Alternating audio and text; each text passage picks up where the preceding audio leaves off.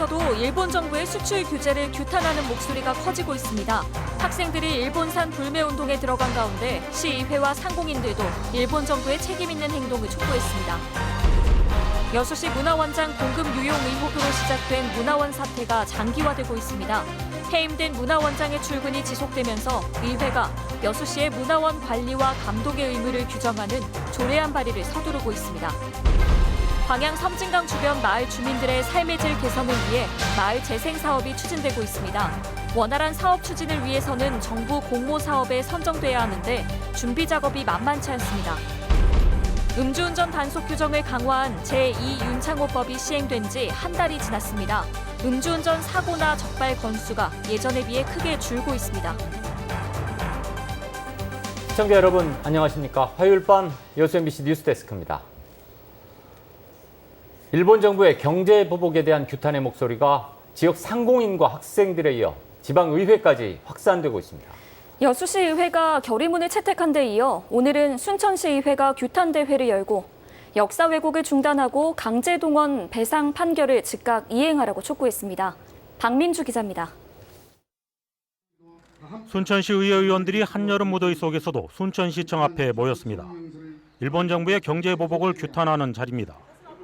일본 정부가 강제징용 문제 해결과 양국 관계 정상화를 거부하고 있다며 일본 정부를 강도 높게 비판했습니다. 식민지 지배에 대한 반성보다는 정당한 근거도 없는 경제 보복으로 자유무역주의의 근간을 해치고 있다고 지적했습니다. 의회는 일본 정부의 책임 있는 행동을 강력하게 촉구했습니다. 하나, 일본은 자유무역주의에 역행하는 경제 보복을 즉각 중단하라. 하나, 일본과 전범 기업들은 역사 왜곡을 중단하고 강제동원 배상 판결을 즉각 이행하라! 여수시의회도 일본 정부의 경제 침략에 대한 규탄 결의안을 채택하고 의회 차원에서 일본 상품 불매운동에 동참하기로 했습니다. 앞서 지난주에는 광양의 고등학생들이 방학 중에도 학교에 나와 일본산 불매운동을 펼치기도 했습니다. 일본 브랜드가 입점해 있는 쇼핑몰 입구에서는 지역 상공인들까지 목소리를 높였습니다. 일본의 경제 보복에 맞서 일본산 불매운동이 세대와 계층에 상관없이 지역에서도 확산되고 있습니다. MBC 뉴스 박민주입니다. 여수시 문화원장이 공급 유용 의혹으로 해임된 이후에도 끝까지 사퇴를 거부하고 자리를 지키면서 잡음이 끊이지 않고 있는데요. 근본적으로 관리감독 체계가 미흡해 발생한 문제라는 지적이 나오면서 시의회가 조례안 발의를 준비하고 있습니다. 강서영 기자가 취재했습니다. 여수시 문화원장의 혈세 유용 의혹이 불거진 건 지난 3월. 문화원장 임모 씨는 결국 공금 횡령 혐의로 검찰에 넘겨졌고 원장직에서도 해임됐습니다. 하지만 임 씨가 이를 거부한 채 출근을 지속하면서 4개월이 지난 지금까지도 문화원 업무는 거의 마비된 상태입니다. 결제가 한 석 달 정도 밀리다 보니까 힘들잖아요. 일에 대해서 그 순서도 없고요. 여러 가지 좀 문화원 또 그 업무가 마비가 되고. 최근까지도 임 씨는 반납하지 않은 문화원장 직인을 사용해 일부 직원의 급여 지급을 중단하라는 지시까지 내린 것으로 드러났습니다. 이런 가운데 이번 문화원 사태의 근본 원인은 구조적 문제에서 기인한다는 지적이 제기되고 있습니다. 문화원이 가진 공공적 성격에 비해 관리 감독 체계가 미흡하다는 겁니다. 여수시 문화원은 여수시로부터 전체 예산의 90%를 지원받고 건물까지 무상 임대를 받고 있어 공공적 성격이 큽니다. 그런데도 여수시는 보조금에 대한 회계 관리를 제외하고는 문화원에서 발생한 문제들에 직접 개입할 권한이 없습니다. 전국의 70여 개 지자체가 조례를 통해 지역 문화원의 관리 감독할 의무를 규정하고 있는 것과 달리 여수시에는 관련 조례가 없기 때문입니다. 이에 따라 일부 여수시 의원은 여수시의 문화원 관리와 감독의 의무를 규정하는 조례안을 발의할 예정입니다. 문화원에 관련된 조례가 만약에 있었다면 이 사태가 좀 빨리 진전이 되고 또한 이러한 사태가 아마 생기지도 않았을 수도 있는데 규정한 바가 없기 때문에 아마 문화원 내부적으로 좀 자중질환이 일어난 것 같습니다. 잡음이 끊이지 않고 있는 여수시 문화원이 새로운 제도 정비를 통해 다시 정상화의 길로 들어설 수 있을지 앞으로의 행보에 관심이 모아지고 있습니다. MBC 뉴스 강소영입니다. 장마 전선이 물러나면서 전남 동부 지역에도 이틀째 폭염특보가 내려졌습니다. 기상청은 오늘 오후 6시를 기해 여수와 순천, 광양에 폭염주의보를 발령했습니다. 오늘 낮 최고 기온은 오전 한때 폭염경보가 발령됐던 광양이 35도까지 올라갔고 순천 33도, 여수와 고흥이 32도를 기록했습니다. 기상청은 오늘 밤에도 전남 일부 지역에 기온이 25도를 웃도는 열대야 현상을 보이겠다며 폭염 피해에 유의할 것을 당부했습니다. 알루미늄 공장 용해로 설치에 반대했던 광양 세풍 지역 주민들이 조건부 찬성 입장을 밝힌 가운데 순천 해령 지역 주민들이 반발하고 나서 사업에 변수가 되고 있습니다. 어제 순천에서 열린 광양 알루미늄 공장 투자 유치 설명회에서 해령 지역 주민들은 인근에 산단이 밀집한 상황에서 알루미늄 공장이 추가로 들어설 경우 주민들의 고통과 피해가 가중된다며 용해로 설치 계획을 철회하라고 요구했습니다. 주민들은 또 농작물 등의 피해가 발생할 경우 대처할 수 있는 방안과 용해로를 추가로 설치하지 않겠다는 확답, 그리고 주민, 환경단체가 방지시설을 검증할 수 있는 제도적 장치가 마련되지 않는 이상 용해로 설치에 동의할 수 없다고 강조했습니다. 광양 섬진강 주변 내수면에 위치한 마을 주민들의 삶의 질 개선을 위해 마을 재생 사업이 준비되고 있는데요. 광양시가 치열한 경쟁이 예상되는 정부 공모 사업에 도전장을 냈습니다. 김종수 기자가 보도합니다. 어촌의 핵심 자원을 활용해 지역에 활력을 불어넣겠다는 취지로 시작된 어촌 뉴딜 300사업. 전국에 분포된 어촌 어항의 현대화를 통해 혁신 성장의 발판을 마련하겠다는 데 방점을 찍고 있습니다. 이런 가운데 정책적 균형을 맞추기 위해 해수면 어촌계뿐만 아니라 내수면 어업계까지 대상지가 확대돼 광양시 역시 공모 준비에 바빠졌습니다. 섬진강을 따라 삶의 터전을 꾸려온 주민들의 의견을 취합하는 한편 사업 예산을 확보하기 위한 절차를 진행하고 있는 상황. 특히 광양시는 올해 섬진강 제첩잡이 손틀어업이 국가 중요업 유산으로 지정돼 각 마을 재생사업 선정에 대한 기대감을 높이고 있습니다. 수산자원과 생태가치를 극대화하여 어촌 공동체를 활성화시키는 사업입니다. 앞으로 어민 근로 여건이 나아지고 관광객들도 증가할 것으로 기대되고 있습니다. 광양과 하동을 가로지르는 섬진강변을 따라 재생사업이 시행되면 다양한 파급 효과도 기대되는데요. 하지만 원활한 사업 추진을 위해 해결 과제도 적지 않습니다.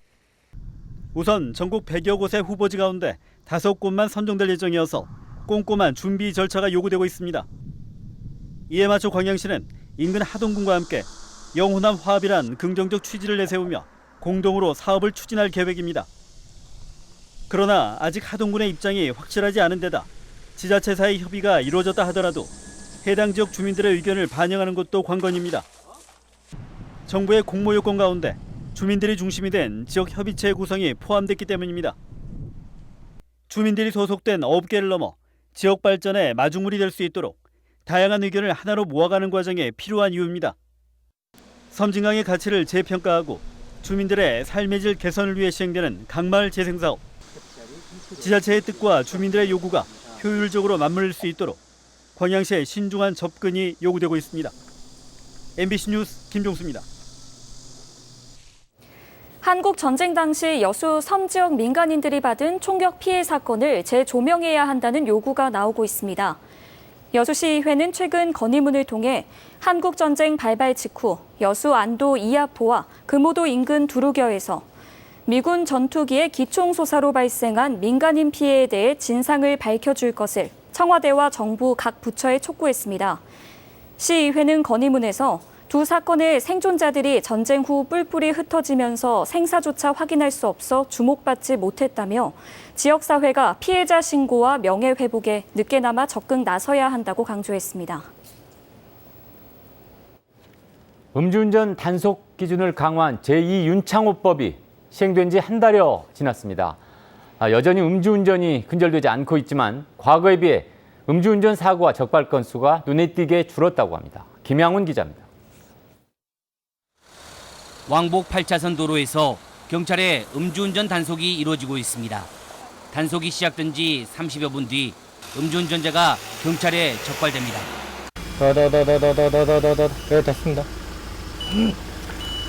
0.127 면허 취소 수치 나오셨어요. 하룻밤 사이 평균 4-5명이 적발되던 과거와 달리 지난밤 목포에서 실시된 음주 단속에서는 1명만 적발됐습니다. 음주운전 단속 기준을 강화한 제2윤창호법이 시행된 것은 지난 6월 25일.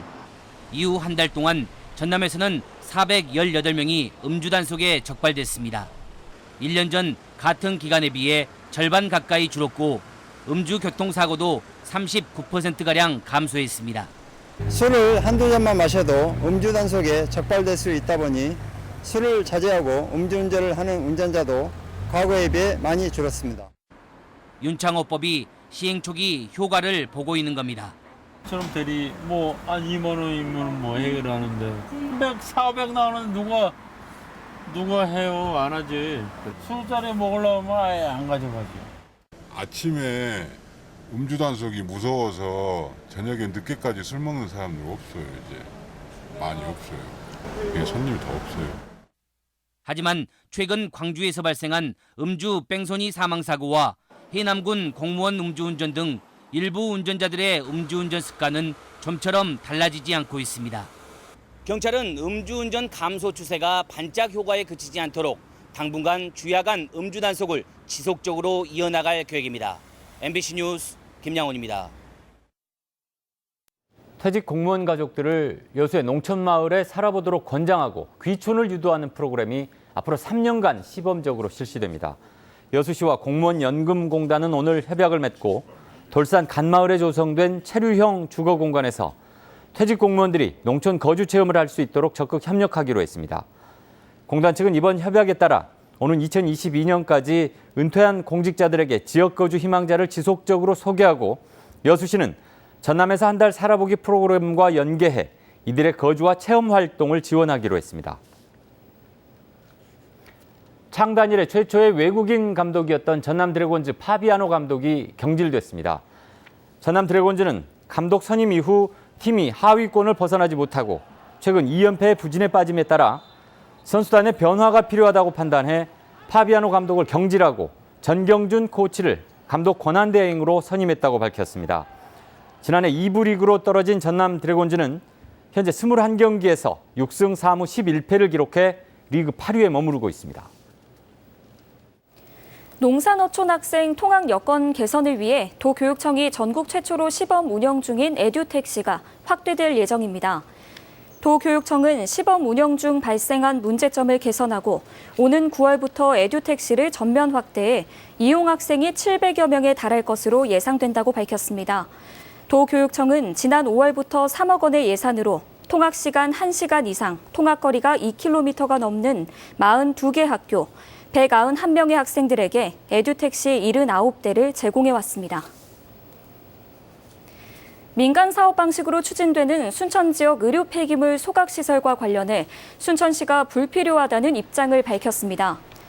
순천시는 지난 8일 영산강유역 환경청에 순천 서면 의료 폐기물 소각시설 사업 계획서가 제출됐으며 절차에 따라 순천시에 관련 법규의 접촉 여부를 검토해 줄 것을 요청받았다고 밝혔습니다.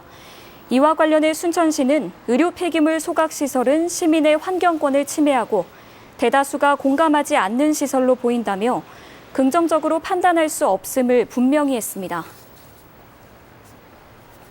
광양항 서측 배후단지에 입주가 가능한 사업자들이 선정됐습니다. 여수 광양항만공사는 광양항 서측 배후단지에 입주 의사를 밝힌 13개 업체 가운데 물류업체와 제조업체 등 3곳을 우선 협상 대상자로 선정했습니다.